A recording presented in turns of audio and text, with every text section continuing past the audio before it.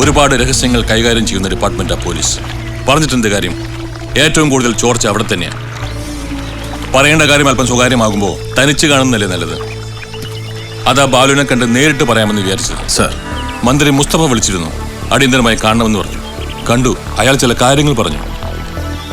കാര്യങ്ങൾ ബാലുവും ഊഹിച്ചു കാണും. ഊഹിക്കാം സർ. മന്ത്രി മുസ്തഫ മാത്രമല്ല, അയാളുടെ കോബ്രദർ റഫീഖ്, MLA റാണി മാത്യു, എക്സ്പോർട്ടർ ജോൺ വർഗീസ്, അബ്കാരി സുന്ദരേശൻ, പിന്നെ ഇവരുടെ എല്ലാം പൂജാമുറികളിൽ മറ്റു ദൈവങ്ങളെക്കാൾ പ്രാധാന്യത്തോടെ വെച്ച് ആരാധിക്കുന്ന ഒരു ദൈവം കൂടി ഉണ്ട് സർ, താരാദാസ്. അയാളെ വിളിച്ചു കാണും. കാര്യങ്ങളൊക്കെ എനിക്ക് മനസ്സിലാവുന്നുണ്ട് സർ. ഞാൻ സംശയിച്ച പോലെ തന്നെ തന്റെ മറുപടിയും. ഇത്രയൊക്കെ ജീവിതത്തിൽ അനുഭവം ഉണ്ടായിട്ടും ബാലു എന്താ ഇനിയും പഠിക്കാത്തെ? ഒരിക്കൽ അയാൾക്കെതിരെ താൻ ചാർജ് ചെയ്ത കേസ് കോടതിയിൽ തള്ളിപ്പോയി.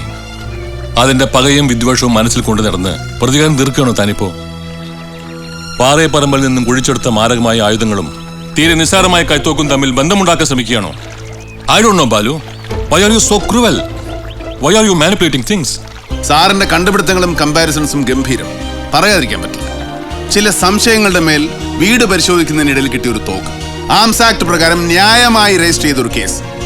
പ്രതി സിനിമാ നടി ആയതുകൊണ്ടും മേൽപ്പറഞ്ഞ ദൈവത്തിന്റെ കാമുകയായതുകൊണ്ടും ബൽറാം ക്രൂവൽ. പാറയപ്പറമ്പിൽ നിന്ന് കണ്ടുകിട്ടിയ ആയുധങ്ങൾക്ക് കാരണക്കാരെന്നും സംശയിക്കുന്ന പ്രതിയും ഈ സിനിമാ നടിയും തമ്മിൽ ബന്ധമുണ്ടെന്ന് വളരെ നിഷ്പക്ഷമായി പറഞ്ഞാൽ ബൽറാം മാനിപ്പുലേറ്റർ. ഞാനൊരു അവകാശത്തിന് വേണ്ടി പറയില്ല സർ. ഡിപ്പാർട്ട്മെന്റിൽ എന്റെ അത്ര ക്രൂരതയോ ദുരിതങ്ങളോ അനുഭവിച്ച വേറൊരു ഓഫീസർ ഉണ്ടാവില്ല.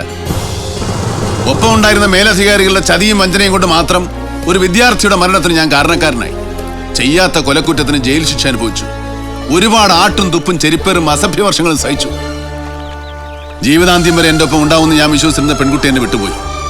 തുടർന്ന് എൻ്റെ ജീവിതത്തിലേക്ക് കടന്നു വന്ന അബലയായ ഒരു പെണ്ണും അവളിൽ എനിക്കുണ്ടായ മകളെ നഷ്ടപ്പെട്ടു. തീർന്നിട്ടില്ല സർ.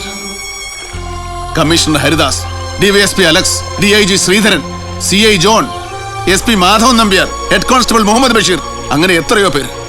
ഇവരൊക്കെ എൻ്റെ ആത്മസുഹൃത്തുക്കളോ സഹപ്രവർത്തകരോ ഗുരുസ്ഥാനീയരോ അതിലുപരി മറ്റെന്തൊക്കെയോ ആയിരുന്നു. ഇവരിൽ ഒരാളും ആയുസൊടുങ്ങി മരിച്ചവരല്ല സർ, നിഷ്ഠുരമായി കൊല ചെയ്യപ്പെട്ടവരാണ്. താരാദാസ് അല്ലെങ്കിൽ അതുപോലെയുള്ള സാമൂഹ്യ ദ്രോഹികളുടെ വിരോധത്തിന് പാത്രമായവർ. ആ ദ്രോഹികളുടെ പ്രവർത്തനത്തെ ചോദ്യം ചെയ്താൽ ബൽറാം ക്രൂവൽ മാനിപ്പുലേറ്റർ.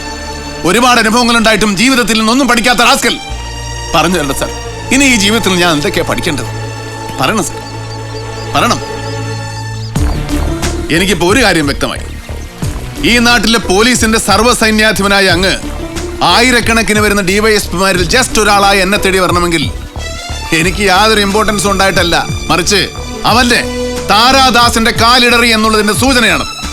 തൊടേണ്ടടുത്ത് ഞാൻ തൊട്ടപ്പോ അവൻ ഇളകി. ആ പെണ്ണിന്റെ അറസ്റ്റ് ഇത്രത്തോളം ചലനം ഉണ്ടാക്കിയിട്ടുണ്ടെങ്കിൽ സാറിന് ധൈര്യമായിട്ട് അവന്റെ ആളുകളോട് പറയാം, താരാദാസിന്റെ അവസാന ദിനങ്ങൾ എണ്ണിക്കഴിഞ്ഞു എന്ന്. അപ്പൊ അത് തന്നെയാണ് തന്റെ തീരുമാനം? യെസ്. ഇല്ലെങ്കിൽ മറ്റൊരു പോംവഴിയുണ്ട് sir. Just ask him to kill himself and vanish away.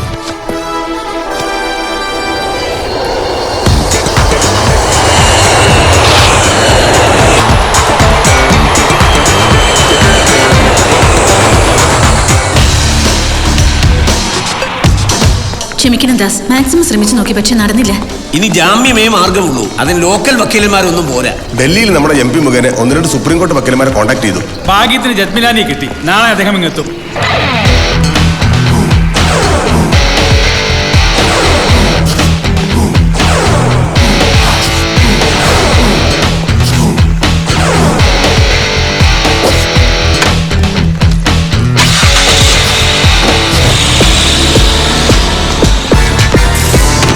It was quite unpleasant, Mr. George.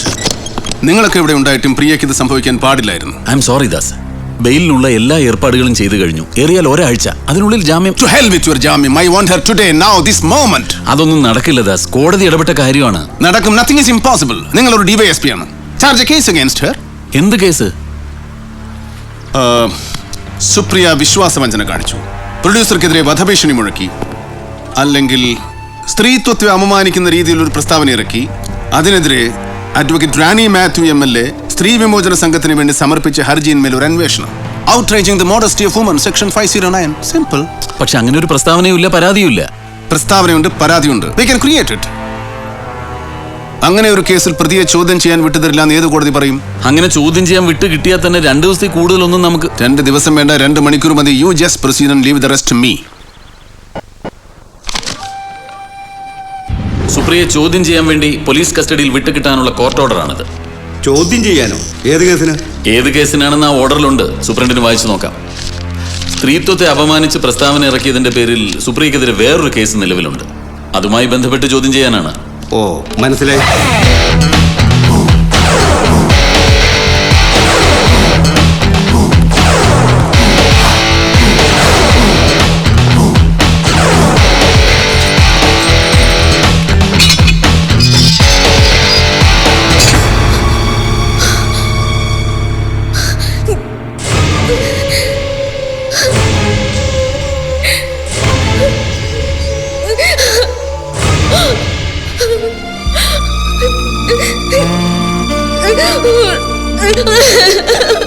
Relax, relax, relax.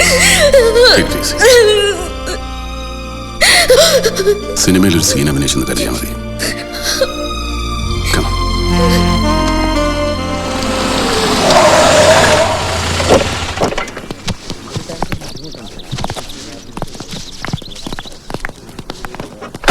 സാറേ, നുണ പറയുന്നത് കണ്ടുപിടിക്കാനുള്ള ഒരു മെഷീൻ ഉണ്ടല്ലോ, ലൈ ഡിറ്റക്ടർ. ആ അതുണ്ടായിരുന്നെങ്കിൽ നമുക്ക് കേസുകളൊക്കെ മണിയായിട്ട് തെളിയിക്കാം. അതൊക്കെ കുഴപ്പമാ. അങ്ങനെ ആദ്യം അവത്താവുന്ന താനായിരിക്കും. ഓ, സത്യസന്ധൻ ഇവിടെ ഉണ്ടായിരുന്നു. Excuse me, I am Das, Taradas. Smuggler, drug pusher, arms dealer. ആളുകൾ അങ്ങനെ എന്നെ പറ്റി പലതും പറയും, but I don't care for that. എനിക്ക് നിങ്ങളുടെ DYSP ഒന്ന് കാണണം, മിസ്റ്റർ ബൽറാമിനെ. പുറത്തു പോയിരിക്കുക. എന്താ കാര്യം? പ്രത്യേകിച്ചൊന്നുമില്ല. എന്നോട് എന്തെങ്കിലും വിരോധമോ വൈരാഗ്യമുണ്ടെങ്കിൽ അത് എന്നോട് തീർക്കണം. അല്ലാതെ ഞാൻ ഇഷ്ടപ്പെടുന്ന പെൺകുട്ടിയെ കള്ളക്കേസിൽ കൊടുക്കി ജയിലിൽ കൊണ്ടുപോയി ദ്രോഹിക്കുകയല്ല വേണ്ടത്. ഞാനിവിടെ ഉണ്ട്, അല്ല ഞാൻ വന്നിട്ടുണ്ട്. ഉടനെ അങ്ങ് പോകുന്നില്ല. എല്ലാം എന്നോട് നേരിട്ടാവാം എന്ന് അദ്ദേഹത്തോടൊന്ന് പറയണം പ്ലീസ്. വരട്ടെ, തിരക്കുണ്ട്.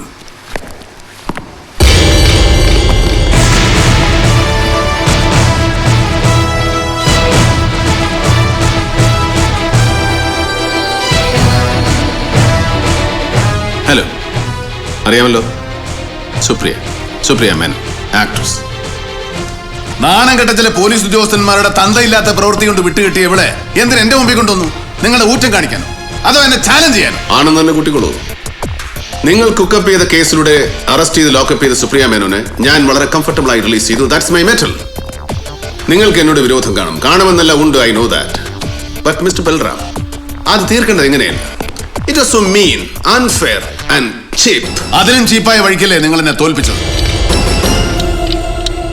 പണവും സ്വാധീനവും ഉപയോഗിച്ച് നിങ്ങൾ ഇവിടുത്തെ ഭരണകർത്താക്കളെ വിലക്കെടുത്തു. നീതിന്യായ വ്യവസ്ഥകളെ നാണം കെടുത്തി. അതിന് നിങ്ങൾ ഉപയോഗിച്ച പണം എങ്ങനെ ഉണ്ടാക്കിയതാണെന്ന് എനിക്കറിയാം. ആ പണം എത്ര ചീപ്പാണെന്ന് എനിക്കറിയാം. No mister Balram, money is not that cheap. It has a value everywhere. പിന്നെ ഞാനൊരു ബിസിനസ്സുകാരനാണ്. I buy anything for a price. വില കൊടുക്കാതെ കൈക്കരുത്ത് കൊണ്ട് കവർന്നെടുത്തതും എനിക്കറിയാം. സ്ഫോടനങ്ങളിൽ കത്തിക്കരിഞ്ഞ ജഡങ്ങൾ, ആറ്റിലും കടലിലും ചത്തുപൊങ്ങിയ ശവങ്ങൾ, ഒടുവിൽ പാറയപ്പറമ്പിൽ നിന്ന് കുഴിച്ചെടുത്ത എന്റെ സ്നേഹിതൻ അലക്സിന്റെ എല്ലും കൂട് വരെ.